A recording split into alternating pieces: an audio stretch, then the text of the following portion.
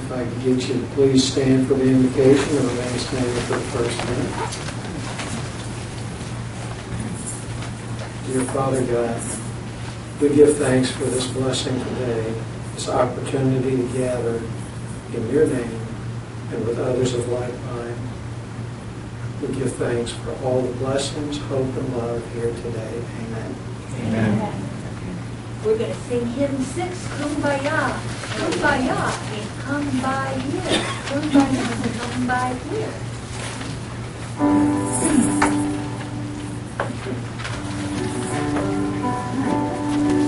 Kumbaya, Lord, kumbaya. Kumbaya, Lord, kumbaya. Kumbaya, Lord, kumbaya. Oh, Lord, kumbaya.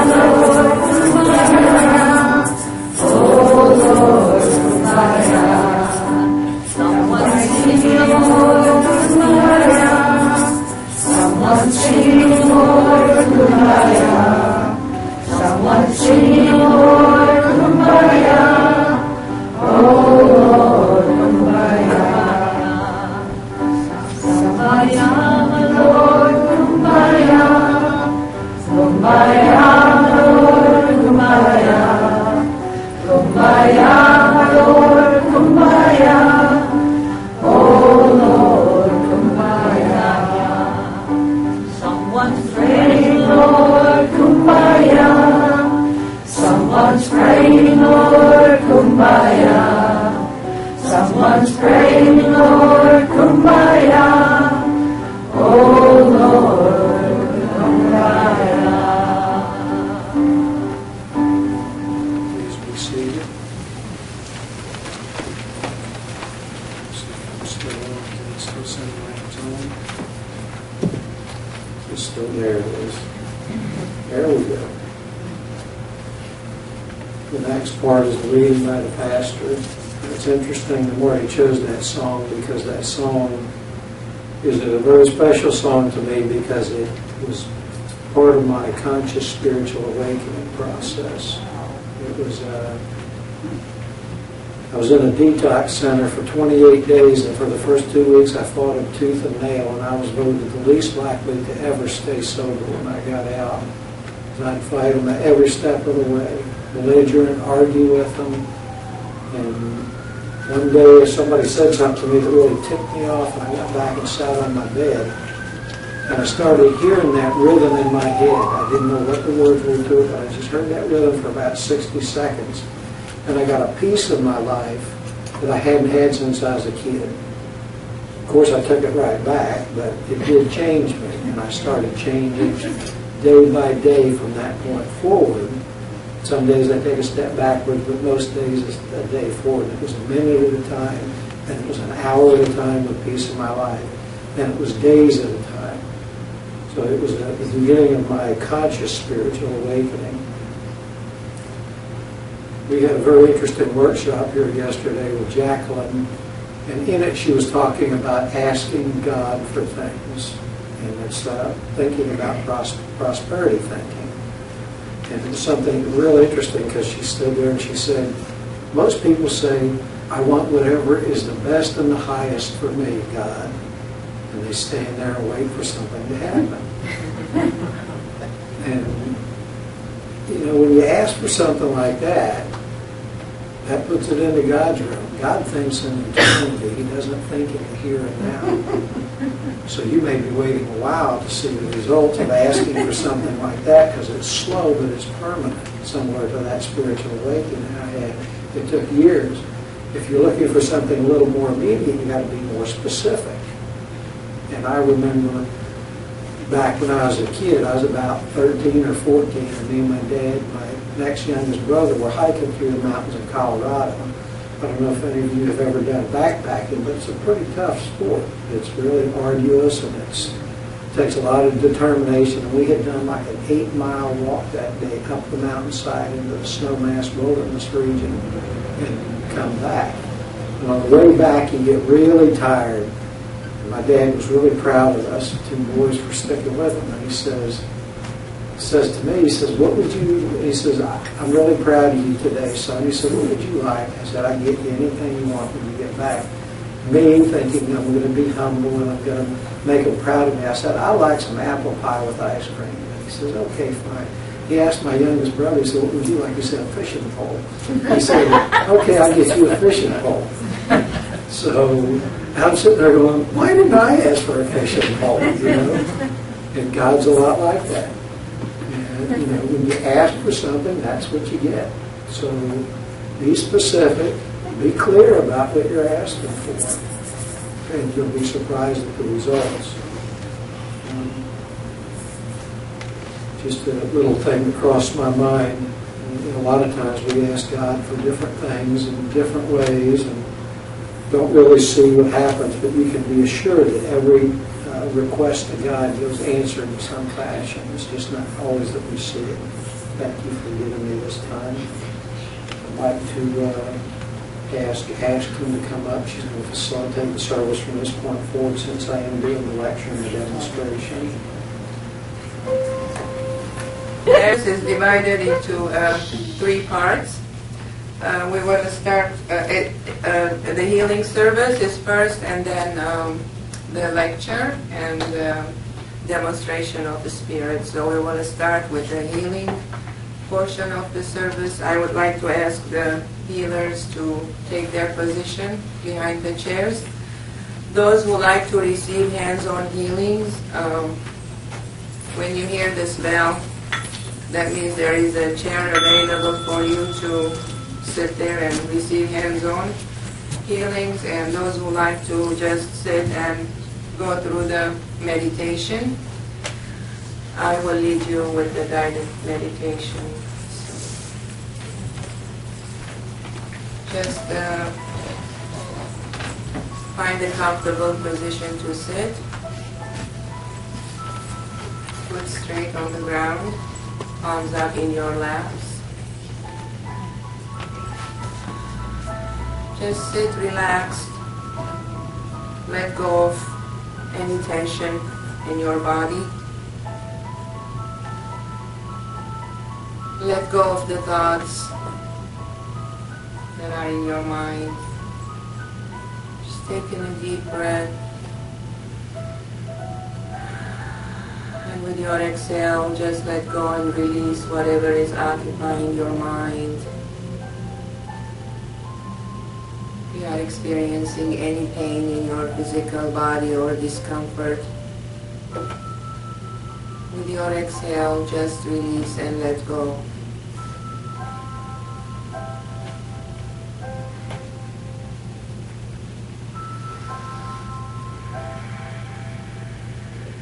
Just breathe in and breathe out. And allow your body to relax.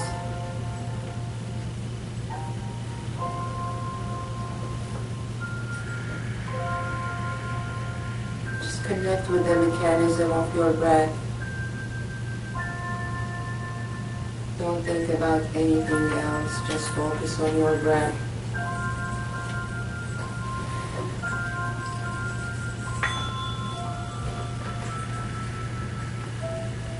Breathe in and breathe out.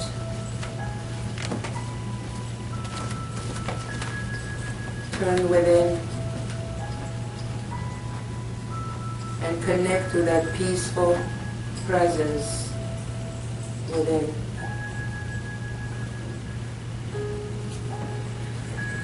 As you breathe deeper, you connect deeper with that peaceful presence.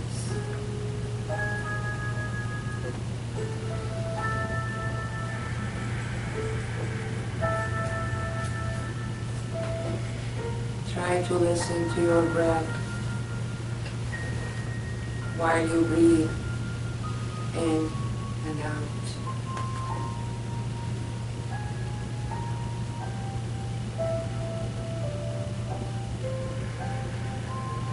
It feels very calm and soothing.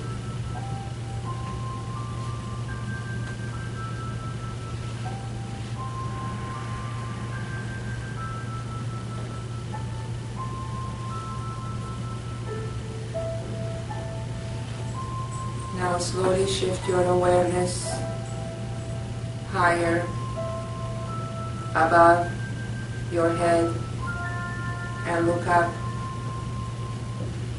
As you look up, you will see a golden presence in the form of golden light above your head. Just connect to that presence. This is your higher self, your perfect self.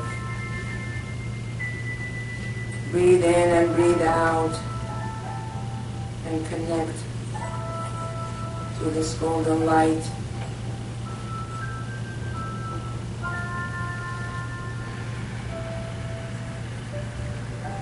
And feel the energies from this golden light coming down to your crown chakra.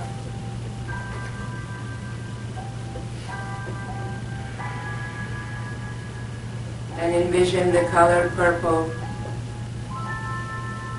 violet. See this energy clearing, healing, and balancing your crown chakra.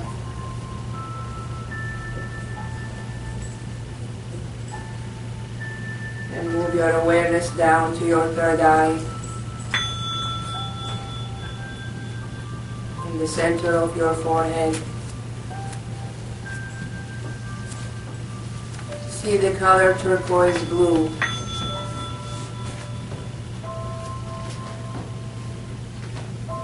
See the golden energy coming down to your third eye, clearing, healing, and balancing your third eye chakra.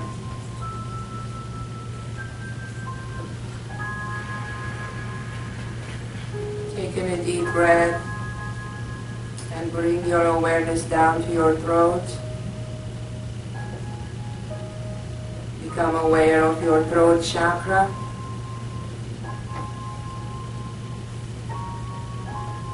And envision the color royal blue.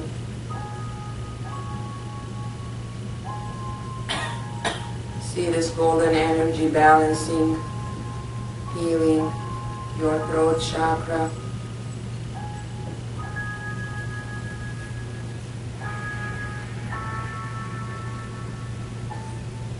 Breathe in and breathe out. Come down to your heart. Your heart chakra. See the color emerald green.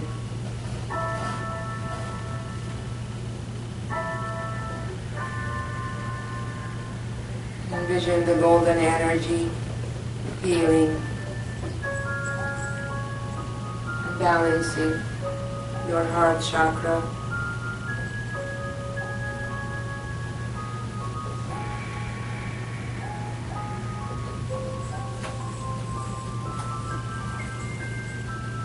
Bring your focus down to your solar plexus, your stomach.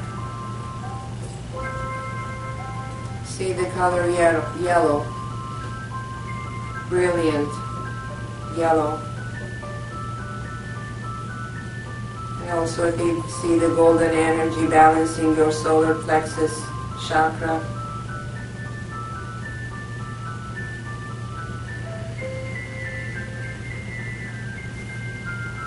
Further down to your spleen chakra.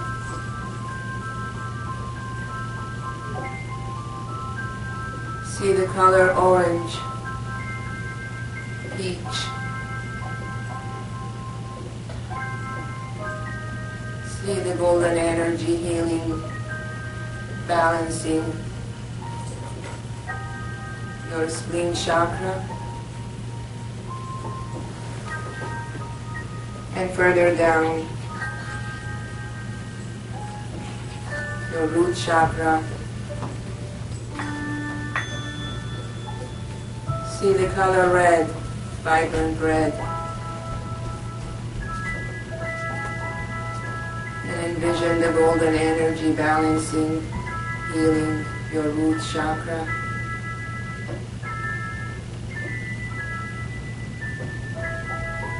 Breathe in and breathe out and allow the energy to move freely inside your body, to your lower body, to your knees,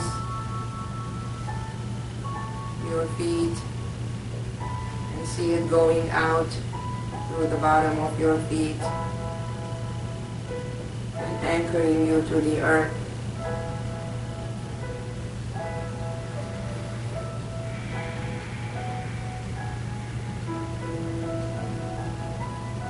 Now see all your chakras healed, balanced, and aligned in a straight line from your root all the way up to your higher self. Take a look at your chakras. They are in their perfect, balanced, harmonious state. Now see the energy from your chakras, the beautiful colors of your chakras, expanding outside your body and filling your entire aura with these 7 beautiful colors. See yourself standing surrounded with these beautiful colors.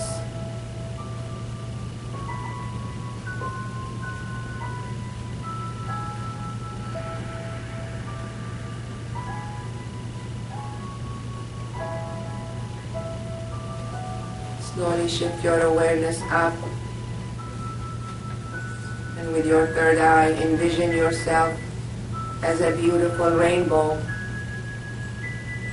that is spreading in the sky. Beautiful, brilliant, colorful rainbow that's carrying all the colors of your chakra and carrying the vibrations and the energies of your chakras. See all these vibrations spreading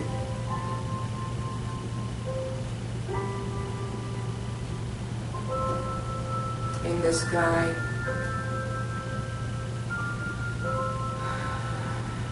See yourself as a beautiful rainbow that's creating love, peace, harmony,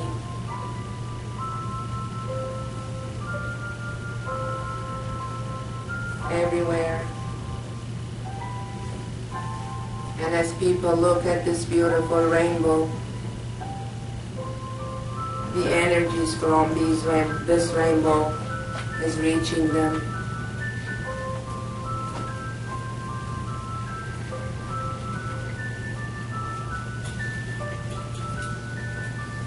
See the vibration of this beautiful rainbow creating a shift in consciousness. The consciousness of the earth and the consciousness of humanity on earth and every living sentient being.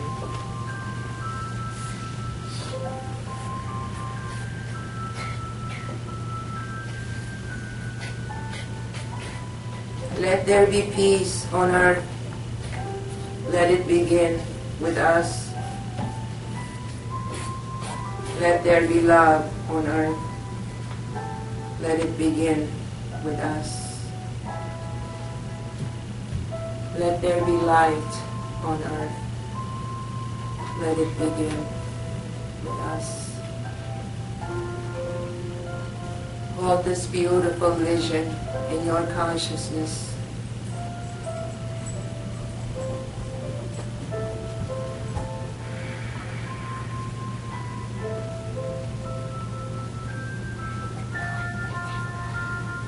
see the earth in a harmonious place.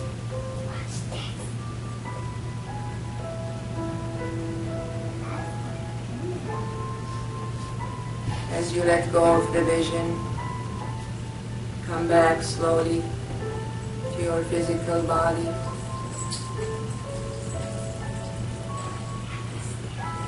And engage with your physical senses. Feeling the harmonious energy and the love and the vibrations.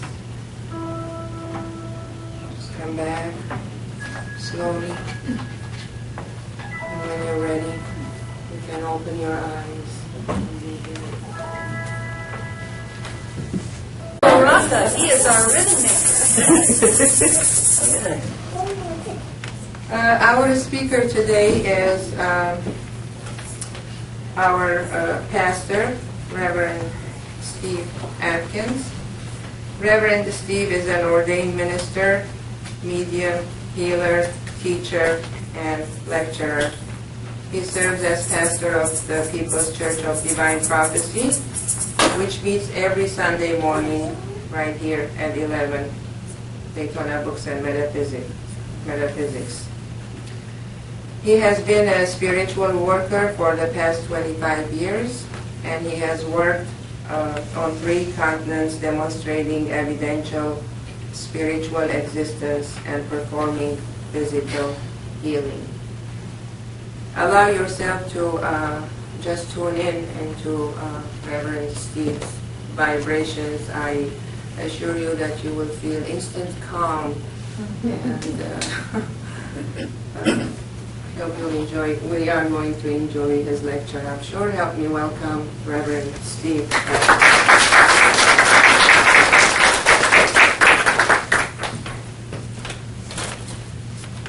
You asking?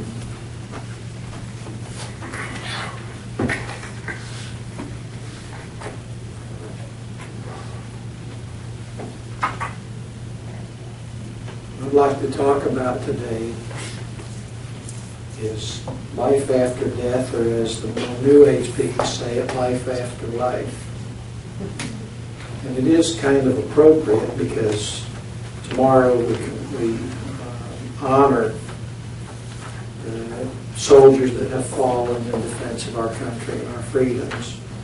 Too many times this honoring is mistaken as glorifying war. But that's not the case at all. If any of you have ever had any family or friends in the military, you know that Memorial Day honors their personal sacrifice, not glorifying war. So I'd like to speak a little bit about that today.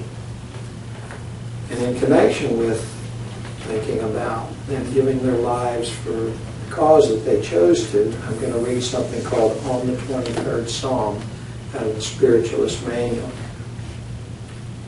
In pastures green, not always. Sometimes he who knoweth best in kindness leadeth me in weary ways where heavy shadows be. And by still waters, no, not always so. Oft times the heavy tempest around me blow, and o'er my soul the waves and billows go. But when the storms beat loudest, I cry aloud for help. The Master standeth by, and whispers to my soul, Lo, it is I. So where he leads me, I can safely go, and in the blessed hereafter I shall know why in his wisdom he hath led me so. We find ourselves all the time in situations that we don't understand, and we can't fathom the reason for us being there. So too with the soldiers that find themselves in harm's way. I have had occasion to counsel some of the soldiers returning from many different conflicts, from the Vietnam conflict all the way through the Afghanistan conflict. And I'd like to read a letter from one of them. This is the effect that it has on those that don't give their lives. This is from somebody who I know personally had a very strong spiritual conviction, was a devout Christian before he went over there, father, has children, a wife, 6 children and a wife. And these were his feelings because I've known him his whole life. As you can imagine, my time in Afghanistan made a significant impression on me that I really am trying not to let become the defining moment of my life. It was truly the most awful, most rewarding, most terrifying, most frustrating, and most humbling experience that there is simply no way to convey to anyone who hasn't been there. I found myself to be a hollow shell of who I was before I was there. Like everything inside me was scrambled to the sinew, but outer shell is perfectly intact. I lost 2 of my greatest assets there, and that was my short-term memory and my ability to feel spiritual joy. Both are coming back at a very slow pace, and I have finally begun to go to counseling with acupuncture, paired with acupuncture, which has been incredibly worked well. I feel remarkable guilt for what I put my family through and for the obvious negative effects on my wife and children. We all know that it is part of the deal being a military family that in of itself provides no solace to me. I have abandoned my inner spirituality. While I truly feel the loss and know I want it back, I feel no guilt about my actions taken to cause me not to be in touch with my Maker and the wonderful Spirit of God. That too is very slowly recovering, and I have luckily been able to resist turning to alcohol or prescription drugs, because either of those would have simply buried me. I thought I knew something about the basic human and humanity of war, but didn't have a clue, and am still struggling to reconcile the inhumanity of man to man I witnessed as part of it. All in all, I'm getting better slowly, but I feel far short of the man I used to be.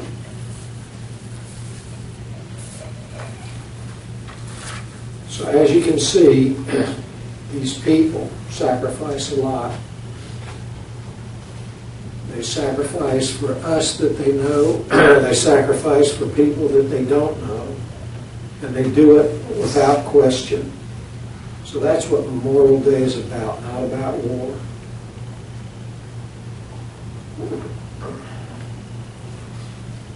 And in conjunction with that, I'd like to speak a little bit about life after life, what happens when we pass over to the other side. I've been a medium and healer for close to 30 years now. I've worked with people on their deathbeds. I've worked with people who recently lost loved ones. I've brought back loved ones with evidence, with names, with causes of passing, very specific things. And I've given very specific evidence from the other side of life indicating that I truly have that intelligence here. I've managed to demonstrate to a reasonable degree that we live on after we die. Out of those thousands of communications, publicly and privately, I have yet to have one come back and say that they are being tortured or being punished for their actions here. Now that doesn't mean that there's no balancing of the scales, that there's no judgment for the things that we do wrong here, but they're not condemned to an immortal place where they're eternally tortured. There's a saying that heaven is a state of mind and the spirit realm is a place. Following that theory, hell is a state of mind, as you heard from that letter that I read. And heaven is the only place that is real. The spirit realm and God are love and hope. They're not punishment, they're not damnation. They love us and they want us to be happy. Any more than a parent would punish their child to the point of harming them, God does not punish us. We punish ourselves by our sense of our own consciousness, our own sense of right and wrong. We are our own judges and juries in that aspect. And sometimes we're much too hard on ourselves. The God that I believe in is a loving God. I'll be welcomed to the spirit realm with all other spirits. No one is left out, no by action or inaction. All are welcome there, but it's similar to if you have two people standing on a corner in Times Square in New York. One's illiterate, one's educated. Who's going to get more out of the visual things that they see? The person that knows more and has been educated more will get more out of what's there. And that's the same similar type of thing to when we go to spirit. We're all standing on the same plane, but depending on our spiritual vision, our spiritual awareness, and our spiritual awakening, we get more out of what we see than the person next to us, or less. We take our spiritual consciousness, we take our love, we take our hopes with us, and that's about all we take. But we do take our awareness and where we're at with this. A lot of the immediacy drops away. We're still fairly the same person that we were when we were here. We don't feel hunger anymore. We don't feel a lot of fear anymore. But we still deal with the spirit realm in the way that we dealt with things here, a very similar fashion. We still process information. We still have to make decisions. We still have to progress with our lives in spirit. It's not this sudden absolution and we're taken up there and we don't ever have to work anymore and don't ever have to make any more decisions or go through any more trying times. It's just in a different form and a different way that this happens to us. When somebody passes over, and the reason that Ronnie Austin isn't here today is his aunt passed over. He had taken up to go see her a couple of weeks ago when he wasn't here last, and she did make her transition to spirit. I've known a number of people this past year that have made their transition to spirit, some younger than me, some older than me. It's a very humbling experience to sit at somebody's bedside and to aid them in their passing. It's a very humbling experience to see someone, know someone that passed that's much younger than you. With all of these experiences, my first instinct was to mourn and be sad and feel a loss. But then I remembered a movie that I saw, and I don't remember if it was Heaven Can't Wait. It was something like that, where this one guy went to spirit, and he met somebody, a woman in spirit, and they had this beautiful relationship, and were really in love with each other. And one day he woke up and went looking for her, and all these people were crying and mourning her. And he said, "What happened?" They said, "Oh, she's gone." He said, "What do you mean she's gone?" "She got born into the spirit." And they were crying like somebody had died on this side. So it's a real interesting perspective to wonder, how they look at people that get incarnated back into flesh. They probably go through the same thing when they leave the spirit and can no longer be contacted by spiritual senses, just like we can't contact those that pass over by our physical senses anymore. You have to use a special sight. As a medium, I am a connecting link for those on the other side communicating back to this side. They can see, they can sense, they can be aware of us, but they have a difficult time communicating personally to an individual unless that individual's mind is open to that. That's where people like me come in, to be able to make that communication, to be able to allow that last goodbye, to be able to allow that solace that their loved ones are doing fine in spirit.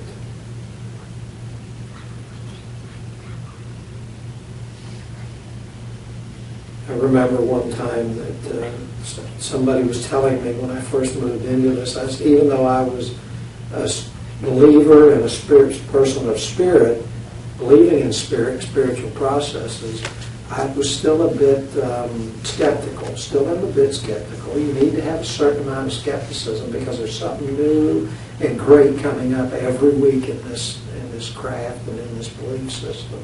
Somebody's always discovering some new tarot deck. Somebody's discovering some new healing method. There's always something new being presented to you, so you have to be skeptical and discerning for your own self. And this is the state that I was in. I was a little bit more belligerent about it back then than I am now. And somebody had told me, they said, when you die, you go to the spirit realm and you go into the hall of judgment and you see your life pass before you and you're unable to justify what you did. You see it in the true light of God and truth without the ability to make excuses, to reason why you did it. You see it in the true light of truth. And it affects your soul, and your soul radiates a certain way because of those experiences, and that defines what level of experience you can have in the spirit realm at that moment. And they said that the spirit guides that were there and that organized stuff that happened to you when you were here and helped you with your lessons would be there also.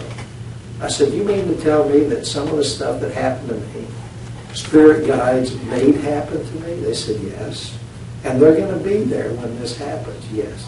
I said, well, they better not take credit for some of the stuff that's happened to me, because I'll smack some of them right in the mouth over some of this stuff. That was the first time I got thrown out of a development class. The first time. Yes. So, but I thought more about that. I believe most of what they said there, and I believe that's a good way to believe. But the other part of that I thought about in meditation was what God would say to you during this process. And I got this little funny saying that came to me, and I was imagining, what if God says to you, I gave you a wonderful world to live in. I gave you wonderful people to be on that earth with. And you spent most of your time working. You spent most of your time doubting and fearing the people that you were around. You spent most of your time wasting it. You had a wonderful world to enjoy yourself in, and you didn't do it. Now the work begins. What are we going to do then? Now the work begins. And we thought the work was here. So I would ask you just to take time, think about these things, and begin to progress through your life with a little more joy in your heart. We all have joy in our hearts. We can always have a little more. So take time to promote a little more joy in your heart, and take time to think about your spiritual life. It's easy to help other people. It's easy to be uplifted by helping other people, but it's much harder to work on yourself. So take time to look at yourself. Take time to look at how you think about things. Take time to help the people around you.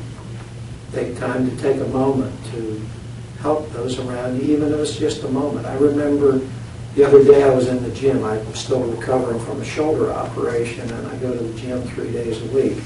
And I rode up there on my motorcycle, and I had my cut-off jean vest on, and went inside to work out, and everybody in there is kind of a little sheepish, looking around. And this one lady was up on a bed, and she couldn't reach the stool, and all the therapists were busy. So I turned around and said, would you like me to get that stool for you? She said, looked so surprised. She said, yes, please. So I pulled the stool out, and all the therapists in there, most of them were women, were saying, that's so nice. I said, that surprises you that I'm nice. Outer appearances can be very deceiving. Very deceiving. So take time to be kind. Take time to think about the spirit realm. And think of some of these things I've said. It gives you a connection to the spirit realm. It's not this unreachable, unexperienceable thing until you pass over. It's right here, right now. You're as much spirit now as you will ever be. You're a spirit having a human experience, not the other way around. So put your mind on the spirit. Pay attention to what needs to be done here, but still love it and be joyful. Thank you.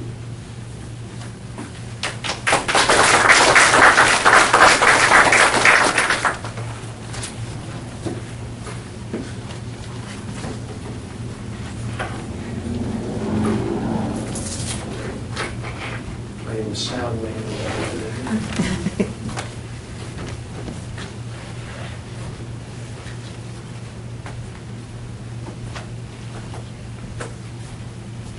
Thank you, Reverend Steve.